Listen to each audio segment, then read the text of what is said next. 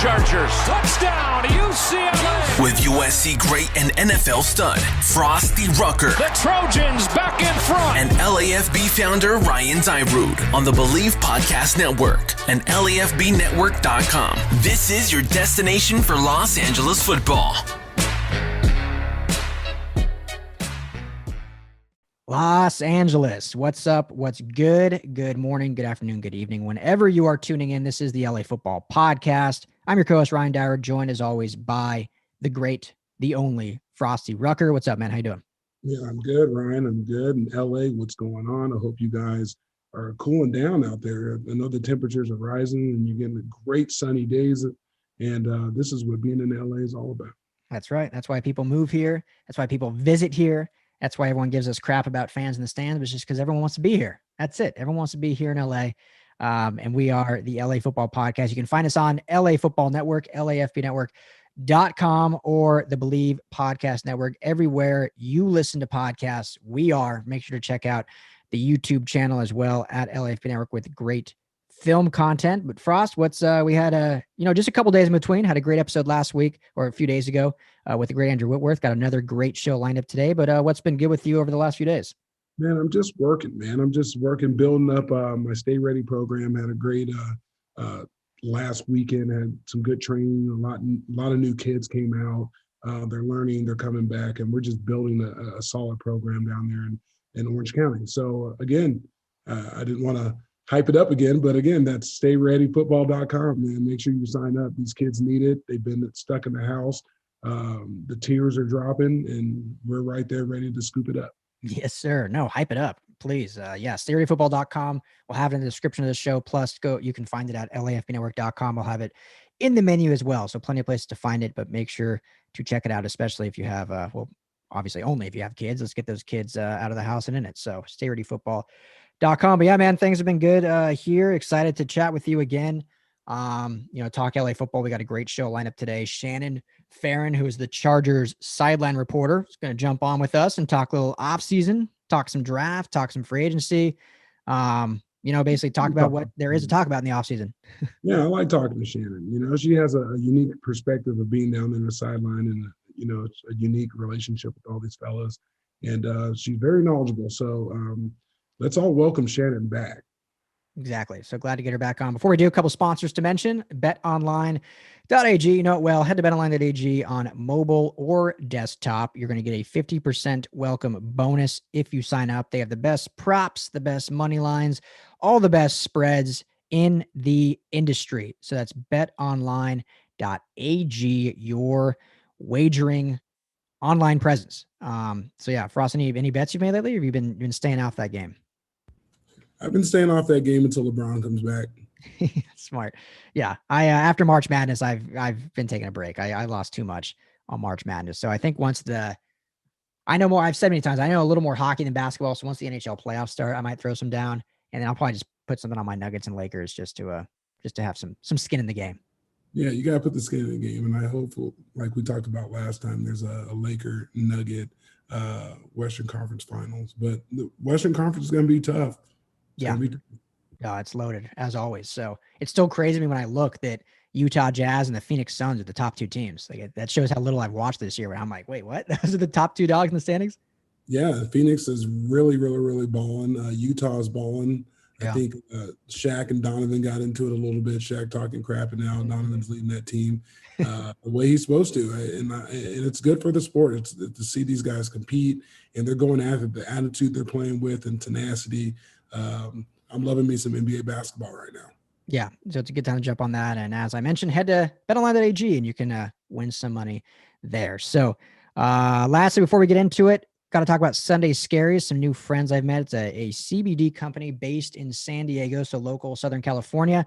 It's been a stressful time. Obviously, 2020 was one for the ages. 2021 has been off to a fairly stressful start, but it's getting better. But an easy way to relax a little more is with some CBD gummies or candies from Sunday Scaries. And there's no risk to buy. The company offers a 100% lifetime money back guarantee. That's lifetime money back guarantee. So if the product's not for you, that's okay. Totally cool. You'll get your money back. Sunday Scaries is in the stress relieving business. They're not there to cause you stress.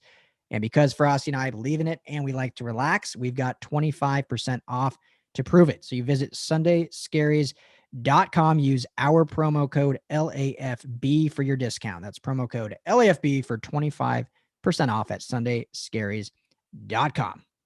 All right, there you have it. Frost, anything else to get into before we get into this interview? No, I'm good, man. Let's rock and roll with Shannon. All right, Chargers fans, get excited. Here is our chat with Chargers sideline reporter Shannon Farren. All right, Chargers fans, as we mentioned in the intro, extremely excited to welcome back on the LA Football Podcast, Shannon Farren. She is the sideline reporter for your Los Angeles Chargers. We're excited to chat with her and see what's been going on in the offseason. But Shannon, what's going on? How you doing? I'm doing great, guys. Can't wait. Only 20 more Sundays till we're back. Oh, and she has the countdown going. Shannon, we're excited too. Hopefully we'll be able to see you at this new beautiful stadium this year. We haven't had a chance to walk around it and view it. How's your offseason been? What's been going on? It's been going great. I mean, especially when you work for the Chargers, there's so much excitement going into this next season when you look at the guy playing under center. And so, of course, it's football's great poker game, right? What are we going to do with the draft? What are the other teams going to do that enable the Chargers to do what they want to do? And Tom Telesco is one of the greatest poker players when it comes to the draft. And he will make us surprised again, I'm pretty sure. You know, a lot of guys have been speculating about, should it be the best player available? Should he take that route? A lot of people believe that he should. I am not a general manager in the National Football League. I don't know if you guys knew that, but I'm not. But I feel like that works for most teams, most years, but not for this team and not this year.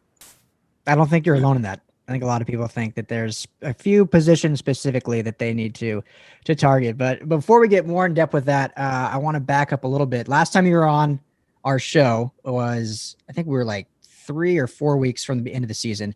And all three of us were in agreement that we thought Anthony Lynn had done enough to maybe save his job. And this is nothing bad about Anthony Lynn, but obviously that did not happen.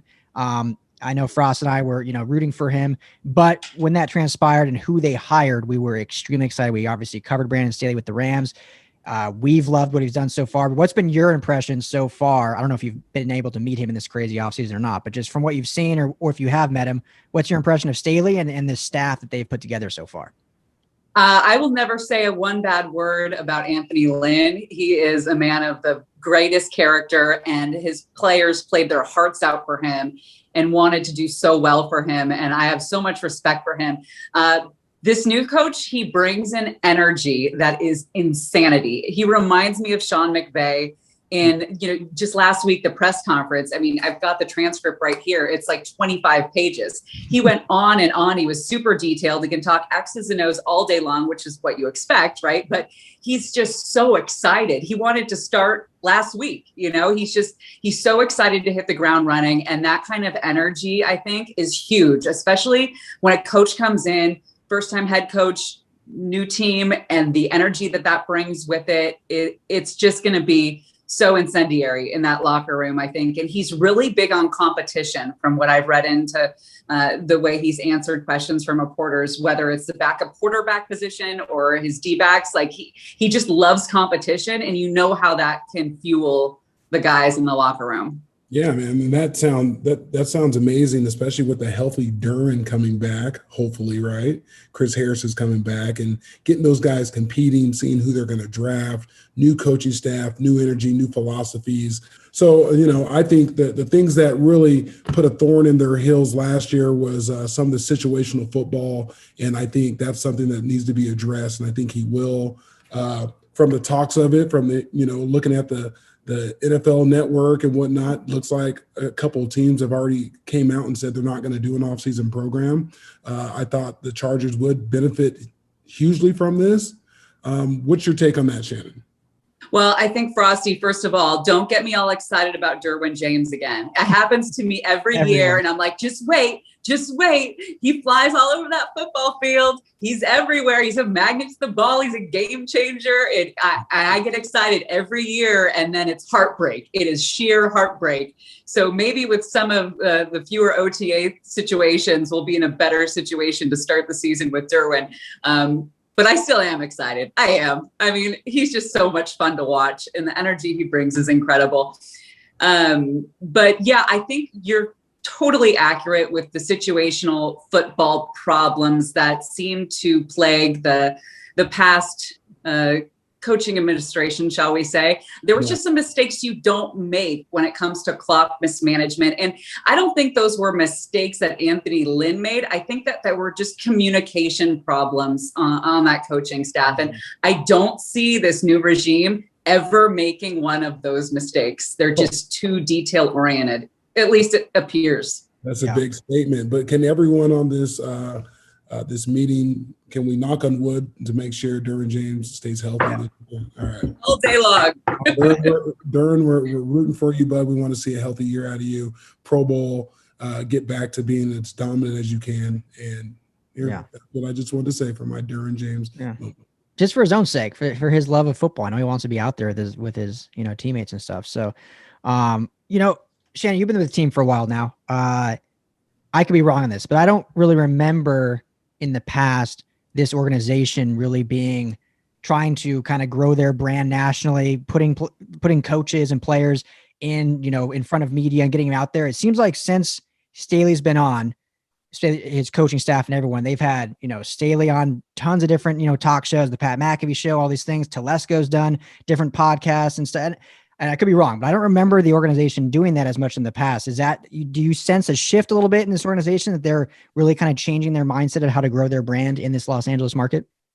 Absolutely. I mean, when they came from San Diego to Los Angeles, everyone expected them to make an instant splash and to fire on all cylinders and to make all the right PR moves at every turn and to be 120% extra with all of it. That's just not how it works when teams move like this. I know it's not that far away, but it's a lot. It's a huge impact. And it was going to take a few years for the Chargers to make the right moves. And I really believe that they have when it comes to, like you said, getting out in front of the cameras more often, having more availabilities. They have the best social media staff in the NFL, and that shows, and they're doing a good job of getting that out there and connecting, because like we talked about before, it's really all about the kids. You get your kids into these teams early on and they will never leave these teams because football is family, and you're just never going to leave. Probably not, unless you're a serial killer. You're not going to leave the team you grew up with, that your family, rooted for. So I think that they're doing a great job of getting into the communities in Los Angeles, whether it's working with kids or high school players or having camps and all of that. They're doing a great job. I think the Rams are too, to be fair. You always got to be fair when you're talking to the LA Football Podcast, because I even have to be fair when I talk about UCLA. So that's asking a lot. Thanks for staying up to our character on this show. Like you said, Chargers have been in the community. I want to get a couple guys down in Orange County to help me out, but we'll see how that fares. But this is a perfect time for them to keep engaging in Southern California, and because I know they lost a tremendous amount of fans from that switch. So right now, getting back in the community and helping out, lending a hand, that's going to go a long ways. Yeah, I mean, I have heard from fans that left them when they came here because they were so heartbroken, but they've gone back because, like I said, it's really hard to break that tie. And you can say as much great stuff as you want, Frostee, about UCLA basketball, right? Yeah, they went one game further than us. We did beat them to get it, before the tournament. But yes, I do give their kudos. They played an amazing season. Mick, the coach, I met him in University of Cincinnati when I played back for the Bengals many moons ago. Won't talk about the year. And I was proud of how those guys played too. Shannon, was that the best game you've watched, that Gonzaga UCLA game? Yes. It made me so happy from start to finish. The fact that they were in it from go. I thought it was going to be a repeat of, Frostee, what happened earlier in the day with USC, where I watched the first 5 minutes and then was like, I can't watch this. This isn't going to be fun to watch. That game from start to finish, I needed that. I needed that competition and the underdog Cinderella type story. It was just great. And I couldn't forget what happened. Was it 08, 06 when Adam Morrison crumbled to the hardwood in tears? That's an image I will never get out of my mind. And it was kind of fun to relive that too. Yeah. Well, his stash was awesome. Yeah. Yeah. I mean, it was horribly awesome. It was so bad. It was awesome. But, it's funny. We're obviously way off topic here, but it's funny thinking, I mean, Gonzaga's been pretty good for a long time now, but let's say 15 years ago, you would never expect to say a UCLA Gonzaga Final Four and UCLA was the heavy underdog Cinderella story. But that's kind of how the program for both football and basketball, UCLA. So it was good to see them get back into prominence, and hopefully this is a trajectory for both programs for years to come. So I enjoyed watching. It was fun. Yeah. But back to the Chargers. Let's get back to that. Let's talk to how have you thought about, free agency? I know started off kind of with a bang with, some big signings on the offensive line, re-signing of Mike Davis, which I think was a crucial re-signing for them. They let Hunter Henry go, but they were able to get a guy in Jared Cook for half the price, who's a good veteran presence who gets in the end zone and obviously has ties to both Frank Smith and Joe Lombardi. So what's just been kind of your impression of free agency thus far and how they've done, and they still have money to spend? Do you think they're done yet? I mean, when people think free agency, they think the frenzy the first week, but I mean, it lasts till the season starts. So there's still guys out there to be signed. Brandon Staley talked about how happy he is with the moves they've made in free agency. And I would patch Phillip Rivers in if I could, because I think he has some thoughts on the instability of the offensive line for the Chargers for a handful of years now.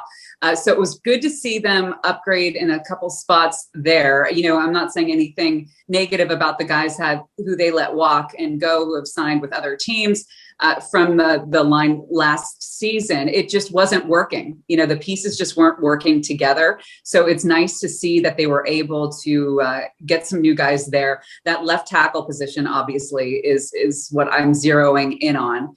And I don't know if they are going to make any more moves with a veteran there. I love Penei Sewell out of Oregon. I love the connection he has with Justin Herbert. Both said it would be a dream come true to be reunited. I don't think he's going to be there at 13. I don't know what the Bengals are going to do. If they would take him, if they're, I don't know. I haven't really dug into it. I don't know if Miami might take a shot at him as well. I think that the Chargers would have to trade up to at least before Carolina to get a shot at him. But again, it's poker. You don't know. These guys play their cards close to the vest. So I think that that's definitely a position that is necessary to focus in on. I mean, I think, in my opinion, the offensive line is the most important position group in the NFL in 2021. And you have got to protect the clear and present future of your franchise in Justin Herbert. Yeah, and I think they're going to be under a lot of scrutiny if they don't make a splash at that left tackle position. Like you alluded to, there is a lot of veteran guys out there that they're just sitting around. If no one goes to OTA's minicamp, their health should be going up, and that gives them a better grade going into a training camp.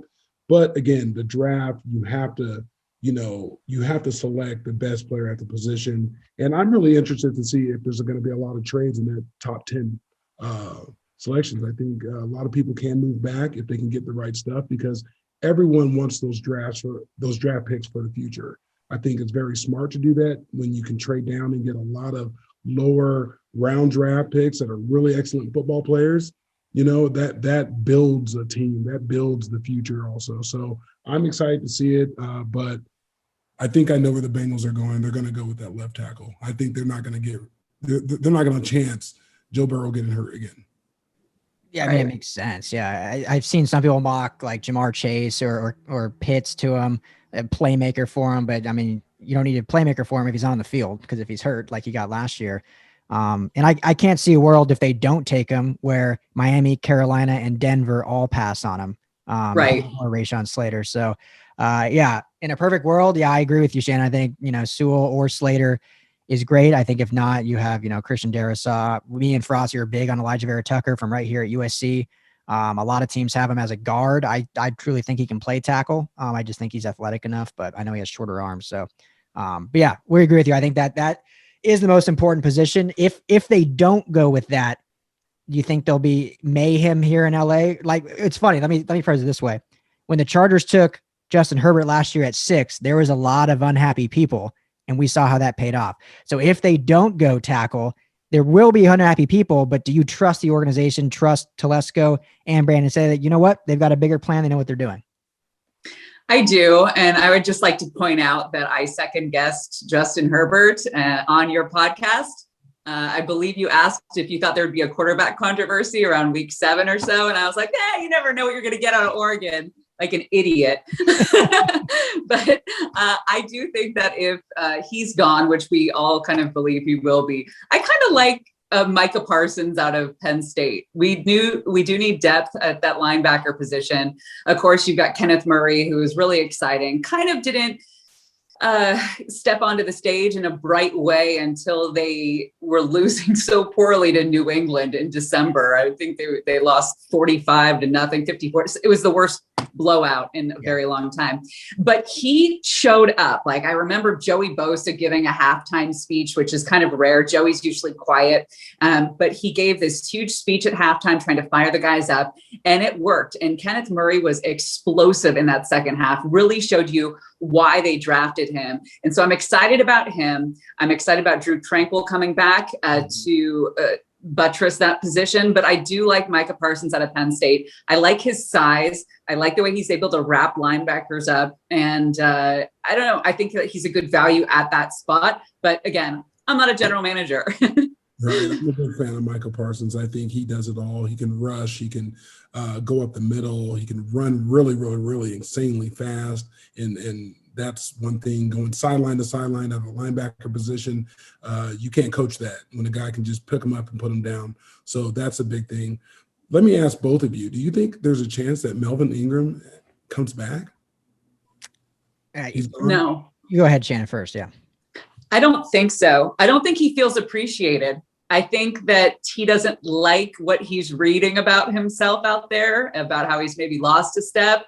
And that's, knowing his personality, I think he's going to want a fresh start somewhere. And that's just my take. I don't know. Yeah. I think so too. I think it's taken too long to make a move to bring him back. Yeah, it would be a tough pill to swallow, but it could come down to where if no team offers and the Chargers say, hey, we're still here, then maybe he would. But yeah, I agree with you. I don't know if it's I think they've taken too long, but he'll end up somewhere. I've seen the scenario. Hey guys, I've seen the scenario with Arizona, what they did with Marcus Golden, a guy that got injured. They maybe thought he wasn't what he was.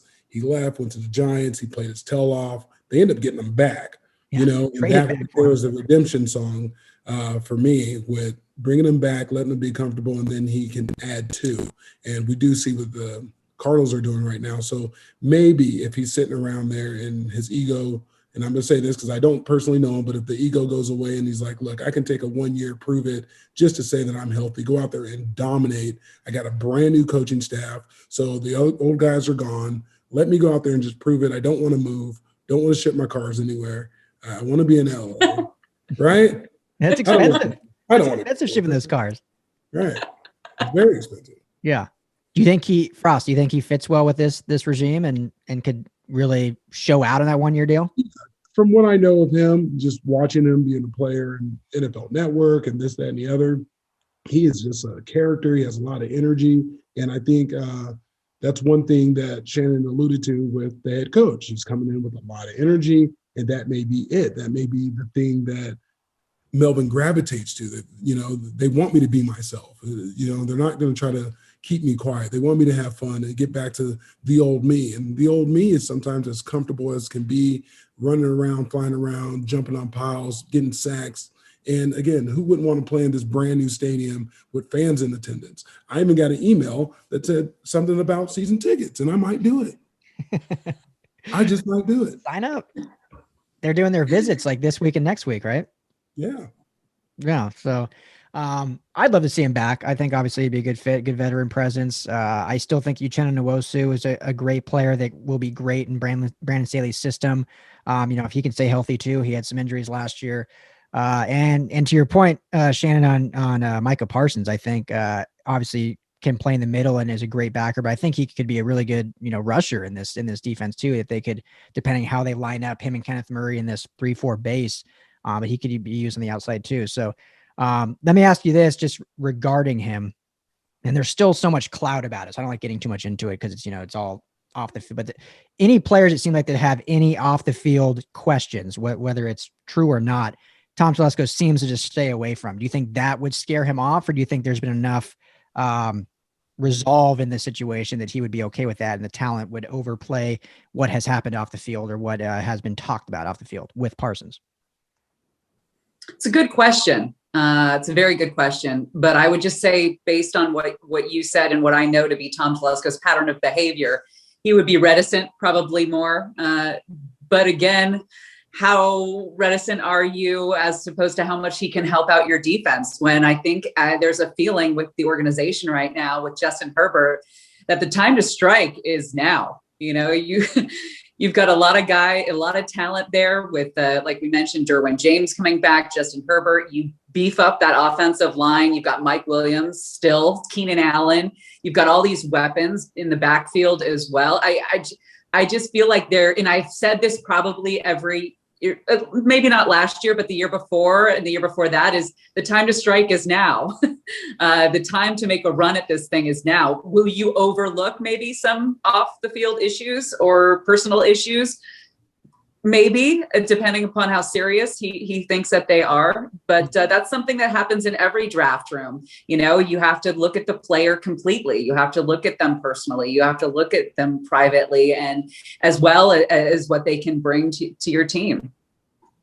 Yeah. And when you look at it too, the time is now. Justin Herbert has about 4 years before he's making $40 million a year. So you want to use this window of his rookie deal to build as much talent around him to make that possible. And Frost and I have talked about this. We've had a bunch of people on the show talking about the future of this team and where they sit. And I've always said I'm a glass half full guy. And I truly think this is a playoff team. I think if they stay healthy, which has always been the MO of this team, but if they stay healthy with the talent they have, with this new coaching staff, I think they are in the playoffs, especially with the extra team next year. Or we had the extra team last year too, but the extra team, they're in the playoffs next year. And I really think if everything works in cohesion like we think, I think they could really make a run at it. Do you think they're still a few years off, or do you think it's highly plausible next year they're a playoff team? I don't know yet, because it's been so hard to get a gauge of the chemistry of the team and where everyone's at with all this Zoom crap and not being able to, be out there and talk to people. And it's just kind of difficult to see where they're at, because I think that's a big part of it, playing for each other and how everyone's going to fuse together. And I think that we'll get a sense of that early on in the season. They certainly had it last year. This team they like each other. They're really strong for each other, and from what I've been able to observe, which goes a long way. They've missed some pieces. They've said goodbye. They've parted some ways, but I think you still have that core strength. And again, the wild card is Brandon Staley and what he's going to bring in terms of, like we've talked about, his energy and his organization and just his overall scheme for how he sees this team developing. But Justin Herbert, stop it. Are you serious? That was insane. The things that I saw him do were what, pretty strong foundation there. I wonder if Joey Burrow stayed healthy and they got to duke it out the whole year, would they have given the rookie of the year to Joey? I don't know. That would have been a ding dong. Neck and neck. Mm-hmm. It was neck and neck. And I think for obviously covering Justin, I feel like he did play great. And, by Joey getting hurt, he was just the sure in for the reward at that rate. But I just wonder if it would have came down to it, would it just been just because he was the first pick, they would have gave it to him? Seems like that happens. Oh, yeah, it's called politics, right? Yeah. But either way, I hope Joe Burrow has a great season this next year. So, and I think why I'm so confident on this being a playoff team is just what I know of Brandon Staley going into last year. He was, because everyone was like, well, you have a brand new coaching staff. There's a lot of unknown, which of course there is. But last year he was the brand new defensive coordinator. They had all Zoom off the field stuff. So he wasn't able to be on the field with his guys, and they end up having the number one defense in the NFL after being 15th the year before. So I think that improvement we can see him do a whole team level. So I'm just pumped. I'm really excited about this team. I think excited about where they are within the ranks of LA, where they are within the ranks of the NFL. And yeah, when you have a franchise guy like Herbert, you just, build through the draft around him, and then, the rest is history, and we'll see where this team goes. So I know we're pumped about it. Me too. I'm excited. And if you get those season tickets, Frost, let me know. I'll come visit you in your seats. Well, if we can swap and let me on the sideline, I'll see what I can do. Yeah. I'll leave some Take nachos in my chair. There you go. Yeah, you can take a lunch break. You can take like a quarter lunch break. Frost and I will go down to the field and you can hang out and be away from the media for a while. Okay, that sounds good. Perfect. Shannon Farren, the sidelines reporter for the Los Angeles Chargers. We're so thankful for the time. Always great talking to you. So thanks for jumping back on with us and continue to enjoy. I'm sure you're still busy, but enjoy the off season, relax a little bit, and hopefully we'll talk again soon. All right. You too, guys. Take care. Thanks, Shannon. All right. Big thanks to Shannon Farren jumping back on with us. Always good to have recurring guests. So, yeah, just a lot of excitement around this Chargers team. I think the draft, I can't believe we're only 2 weeks away, but it's people on the edge of their seats seeing what they're going to do there at pick 13. Yeah, everyone's on the edge of their seats. And I remember going back to when we had that round table and we talked about, will this Charger team end up being better than the Rams team? Mm-hmm. And that's going to be a real good one to know. You know, you're taking a Rams team that has a familiar team, but with a brand new quarterback and getting acquainted with a brand new head coach and seeing how that can play out with no offseason. And then you have a team that's pretty much upgraded a whole offensive line. They still have their stud quarterback with a brand new coaching staff that comes in with a lot of energy and enthusiasm. Again, with no offseason on both with no off-season program for both teams, this is going to be an interesting one going into the season. Yeah, a lot of unknown because even the Rams have a lot of new defensive coaches. You mentioned the new offensive line coach.